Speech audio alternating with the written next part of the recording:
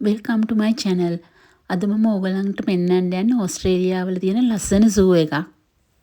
වික්ටෝරියාවල zoos 4ක් තියෙනවා. සිටි එකේ එකක් තියෙනවා පාර්ක්විල් වල. අනිත් එක තමයි මේ පේන Healesville Sanctuary එක. තව එකක් තියෙනවා වෙරබි Open Range Zoo කියලා. ඒ තුනටම මම ගිහිල්ලා තියෙනවා. තව එකක් තියෙනවා කියබ්‍රෑම් කියලා. ඒකට නම් මම තාම ගිහිල්ලා නැහැ. මේ Healesville Sanctuary එකට මෙල්බන් සිටි එකේ ඉඳන් පැයක විතර ඩ්‍රයිව් එකක් තියෙන්නේ.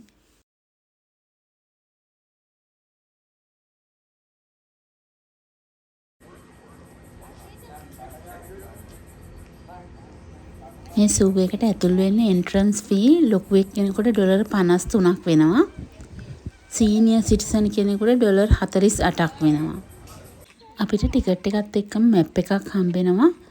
මේ මැප් එකේ තියෙනවා කීපර් ටෝක් කියලා. මේ zoo keepersලා එක එක සත්තු ගැන හැඳින්වීමක් කරනවා ඒ එක එක වෙලාවල් වලට. අපි ඉස්සෙල්ලම බලන්න යන්නේ මේ ඩින්ගෝස්ලව. ඔයාලා දැන් අහගෙන ඉන්න ඩින්ගෝස්ලා ගැන zoo කියපු මොනවද කියන්නේ කියලා. 3 dingoes here at the sanctuary. We have Maliki, and in our other display around the corner, we have our 2 young ones. Kinds of dingoes in Australia. So we've got tropical dingoes, which is what Maliki is, and they are built for a tropical climate. So she's got single-layered fur. She's basically pure muscle. She's built to be springy and bouncy. And a day like today, where it's super warm and kind of humid, perfect day for her. She will spend most of her day just laying in some of the sandy patches where there's a bit of sun, or sunbaking up on the rocks once they heat up. I have given her a little from a much cooler climate, so you might not have actually seen them up and about too much today. They're both right at the back of their den that's right on the front of the display, because it's got a nice tin roof and it's really cool in there with rocks and all that kind of stuff. They definitely prefer a much cooler climate. You can find them in the alpine regions of Victoria and New South Wales. And they actually have a double layered fur. So they've got a dingoes, a pretty wild diet. So chicken, kangaroo, possum, wallaby, rabbits, quail. We'll use a bit of chicken mince and kangaroo mince for training and stuff like that. But we feed them whole pieces. So fur, feathers, bone, muscle, insides, outsides, the works. They have really sharp jaws, really sharp teeth and really strong jaws. So they can comfortably chew through bones. So they can chew through wallaby shin bones or rabbit skulls really, really easily. They're both really, really strong bones for those animals as well. Wallabies spend a lot of time hopping, so they need to have their shin and their foot bones really, really tough. Like you can't, it takes. The question we kind of get asked the most is, what's the difference between a dingo and a dog? You look at Maliki, she looks pretty similar to some of our working dog breeds. Dingoes can be orange like our guys, they can be white, they can be black, they can be tricolour, so black, tan and white. And a black, tan and white dingo looks super similar to a Shelby. They have a few physical differences. So dingoes don't have a base scent. So wet dog smell is probably the most common smell people associate with dogs. When it rains, they get wet, they stink. Dingoes don't have a base scent. So even if they're sopping wet, you can't smell them. They don't smell. It's what helps them be really good hunters. And if your prey can't smell you, you can easily sneak up on them a lot better.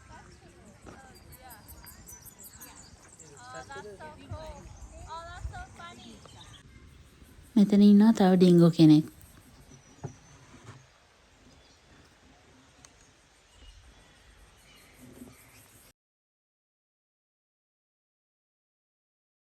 William Barrett passed away when the wattle green bloomed in August. If we come down through the Nullin Heath. ඊළඟට අපි යන්නේ කොලාස් බලන්න. අද හරිම රස්නේ දවසක් 38 degrees centigrade.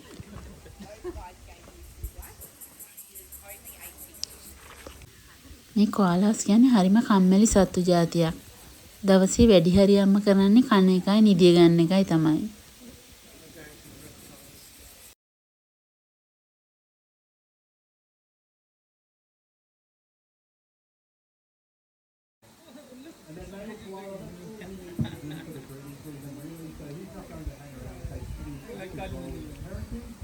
Joey is first born, it is really, really tiny, so about the size of a jelly bean when they're first stage in their development, so they will grow some fur, they'll have properly developed hands and feet, all the things that I just mentioned That's all going to happen once those jellies are inside the shell. We're going to need to start eating these eucalyptus leaves that are going to make up that entire diet almost to that animal for the rest of its life. Oh, and can I ask quickly, is the mother one of these ones? Yep, Mum is Lucy, who just went over that way. I can't see her, but she's somewhere over there now. So you can see that Caribbean is pretty agile. Like, a lot of people don't expect to see them really jumping like that. But now there are some downsides to eucalyptus as a primary diet. Now these leaves are pretty low in energy. It's kind of imagine if you were eating nothing but lettuce for your entire life. You probably wouldn't have a huge amount of energy. So these animals actually need to eat around 10% of their body weight in eucalyptus leaves every single day, basically just to have enough energy to wake up again and eat the next day. But the other downside to these leaves, not only are they super low in energy, but they are also full of toxins. So they're actually quite poisonous to most animals. Most animals can't actually digest them. Koala's one of the few species that can do it because they have specialised gut bacteria. They have special microorganisms in their gut that helps them to digest those leaves, helps them to get all of ඊළඟට අපි යන්නේ ඊමු බලන්න. මේ ඊමු තමයි ඕස්ට්‍රේලියාවේ ජාතික පක්ෂියා. එයා නම් හැංගිලා ඉන්නේ හොඳට පේන්නෙත් නැහැ.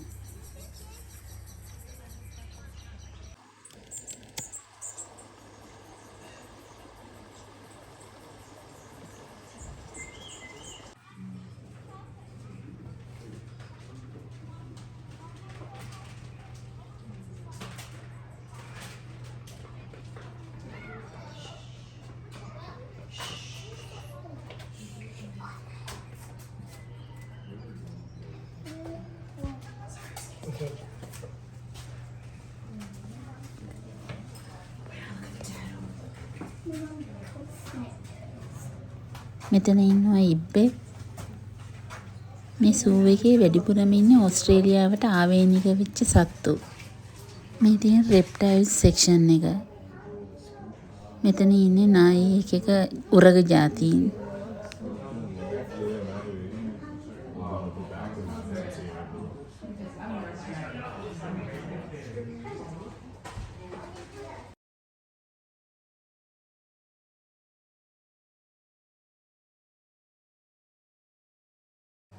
What is those things? I don't know, it looks like I actually do.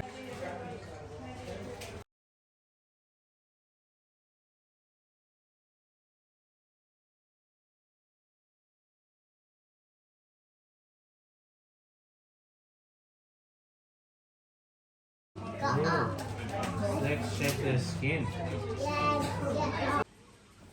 දැන් අපි යන්නේ ගිරව් ඉන්න පැත්තට. මෙතන ඉන්නවා පාට පාට ගිරව්.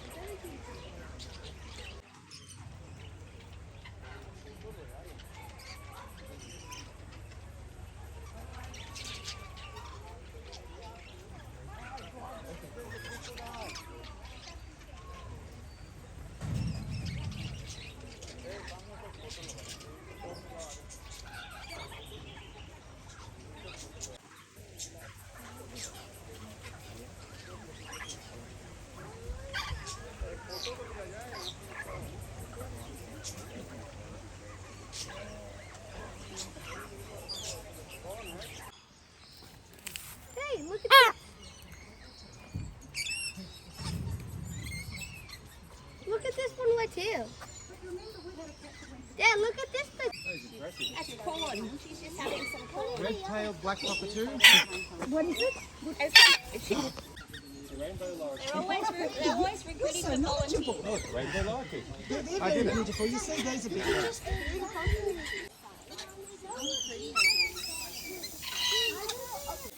She knows she's messing us up, and we have to rearrange the whole entire way people come in and out. Raising person. They're very smart. I'm shy. Have you taught her to talk yet? No, these ones don't really.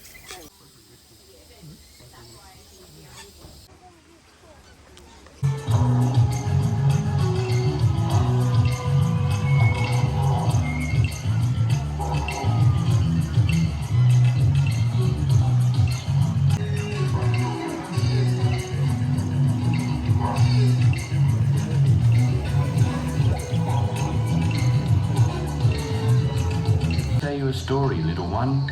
Long, long ago in the dreaming, there came a falling star of great force named Bira. Bira fell from the sky and created the body of an eagle. The eagle was Bunjil. Bunjil was the creator spirit of all. As Bunjil soared, he created Gunagili, the sky. And as he circled and circled, he looked down and saw there was nothing, nothing at all. Swooping down from the sky, Bunjil drew air from his beak and created Mother Earth. He then created all living things, trees, mountains and animals, including Mindy the snake, Ingalinga the echidna and Wang the crow. Did Bunjil make any other birds? Bunjil made a dazzling rainbow appear and shattered into many pieces. Each piece from the rainbow had its own colours and turned into a beautiful bird. As they were created, the birds, each with their own spirit, sang with joy as they flew down to the earth.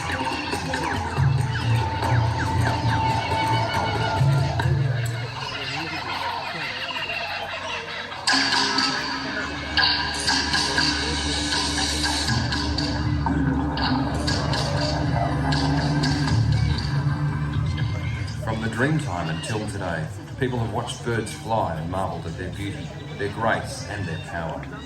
Australia is fortunate to be the home of over 750 bird species, many of them unique to our land.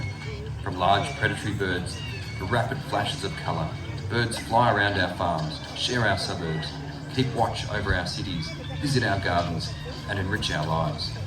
From ancient times until today, these spirits of the sky have inspired our imagination and wonder. Bumanjika and welcome to Spirits of the Sky here at Healesville Sanctuary.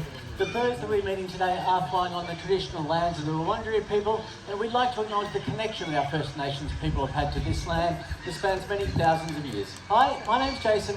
And I'm Sean, and Australia is known to many as the land of the parrots. We're lucky enough to have 56 different species of parrot found here in Australia over a wide range of environments. Pretty much all over the continent are a species of parrot. And these wild birds, they need wild places. Some of the birds that we'll meet today require very large old trees that can take centuries to grow, and we can lose them in just minutes. The first birds we'd like you to meet are these ones here, two very stunning red-tailed black cockatoos. Behind me on the log there is our male, his name is Pinjari, and on my hand is our female, her name is Karak. It's easy to tell males and females apart just by looking at their tail feathers. Our male's going to take off, there he goes. Have a look at those solid red bars in his tail. And that's a bit of a contrast to the female. When she takes off next, we'll get a good look at her tail feathers. And you'll see that they're a lot more stripy compared to the males. They've still got those deep reds, but they've also got some lighter tones as well, some oranges and yellows. Both very, very beautiful birds. Here in Australia, we have 5 species of black cockatoo, and the red-tailed black cockatoo that's found here in Victoria, in the western part of the state, they're a threatened species. And it's because of habitat loss. You can see that she's a pretty big bird. It takes a long time for a tree hollow to be big enough to support a nest for these birds. It actually takes over 200 years, and we're losing those trees a lot faster than they can be regenerated. They also rely on Australian native plants as a food source. Have a look at those absolutely stunning tail feathers. So as we lose those native trees, we lose the feeding sources, but also the nest. On their toes we call talons, and very powerful feet which they use to catch and kill their prey. And the first raptor that I'm hoping we're going to meet today is actually our 3rd largest raptor here in Australia. It's what we call a broad-winged raptor. That simply means they've got big, broad wings compared to a relatively light body weight. Now, this is actually an adaptation to allow them to fly over very, very large distances without using up much energy at all. They're actually a bird that live in our hot, dry environments of Central Australia. They live in our deserts, basically, where prey can be really scarce. So they need to cover very large areas just to find enough food to survive. So that adaptation of being very energy efficient is very important for these birds. This is a black-breasted buzzard. Her name is Bernice, the black-breasted buzzard. Have a look at those broad wings that I talked about. Good example of that there. Nice gliding flight. This is Bernice. Bernice is hopefully going to make her way down a little bit closer for us.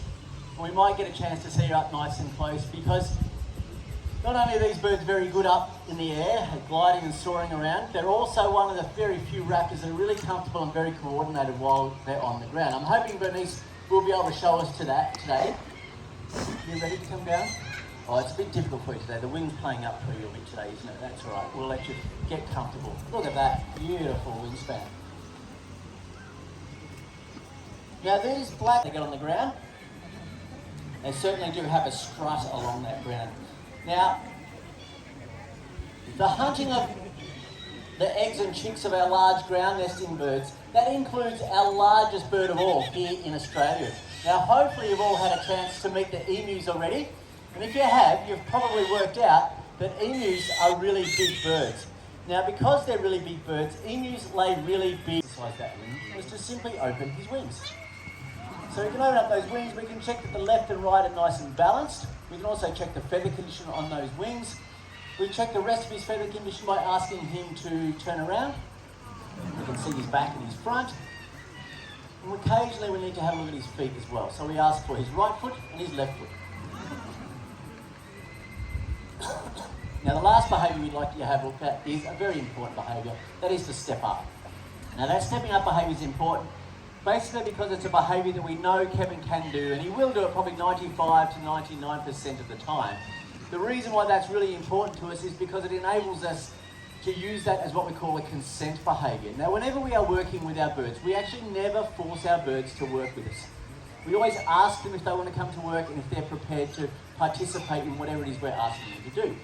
The way we do that is by finding a behaviour like that one there and asking for that each time we're about to start a working session. So if I'm about to start work with Kevin, I'll ask him to step up. If he chooses not to step onto my hand, he's telling me one really, really simple thing. No, I don't want to... Up in tropical far north Queensland, and it's the male's job to spend most of their time sitting at the tops of those rainforest trees, foraging for food. You can see he's a very beautiful boy. His colours aren't just there to look good though, well done. His colours are actually vital for his survival. And you can see now that he's sitting on my hand, he's got his wings tucked in, he becomes very green, very plain, but still very beautiful looking bird. That's exactly what he wants to have happen. Because as I said, the males are spending most of their time foraging for food at the top of those rainforest trees. And because of that, they are vulnerable to predation from things up at the males, because they spend their time underneath the males, but the threats of this bird are usually coming from up the top. So they're happy to show off those colours down below. And the females are down below because for 8 months of every year, they're defending their nesting hollows from other female eclectus parrots. So they're actually a completely different colour to blend in with the shadows. They're a dark red and blue. Do you want to show them again? Fantastic. The females are a dark red and blue colour with a completely black beak.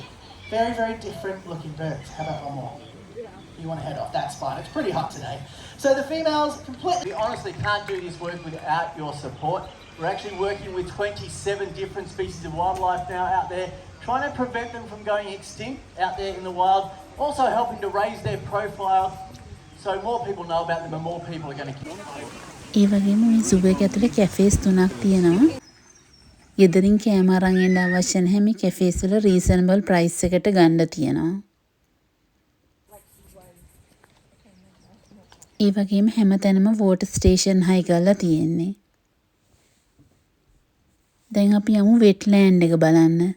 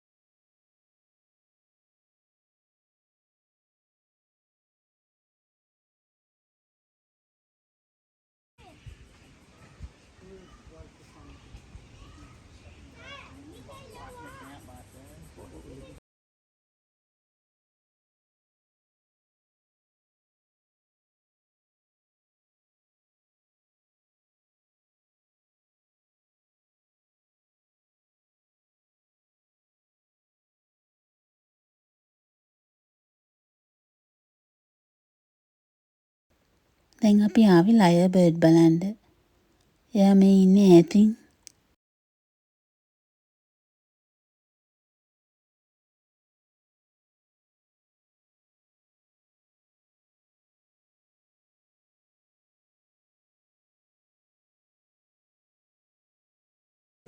ඔයාලට හරියට පේනවද දන්නේ මේ ඉන්නේ ප්ලැටිපස්.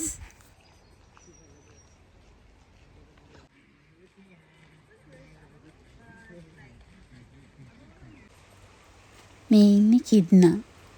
අපි සිංහලෙන් කියන්නේ ඉත්තෑවෝ කියලා.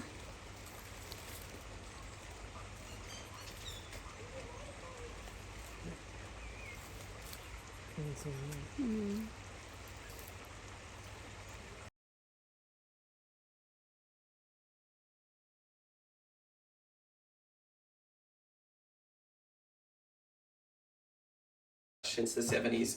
So around the 70s, farmers started reporting that their cows that they would just leave in the field, they stopped disappearing because the devils weren't around to eat them anymore.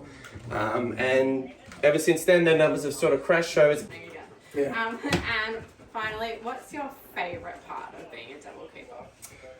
Ooh, good question. I think interacting with the devils, because you never know what you're going to get with these guys.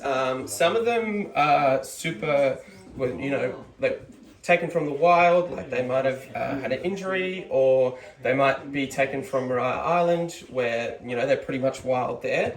And those guys usually just run away, but we have 4 on site here who were hand raised for like cute cuddly koala photos, and they are not afraid of you. So that one of them is the black tag one, Muggsy, and you just never know if they're going to sort of run at you and leap at you and attack you, or sort of go off and do their own thing.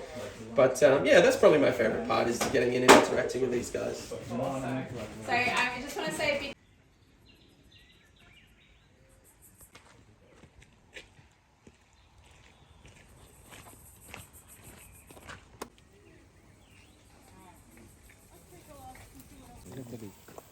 这不是不同。可以来啦。